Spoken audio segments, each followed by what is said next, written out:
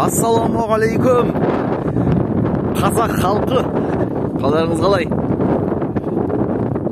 Міне біздің жақ солтүстік жақ Көкшетау қаласы ойбайлап тұр күн. Міне ауада қар жауып кетті. Бұл да бір естелік ретінде каналыма ашып кете берсін. Білмеймін енді кішкентай кезімде көрген жоқпын, бірақ есімде мынадай алғайын масқараны қараңыздар. Борандатып аяз үстінде боран түк көрінбейді. Не болып кетті?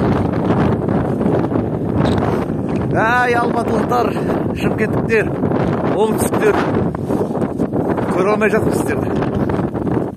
Жарайды, бақытты болыңыздар.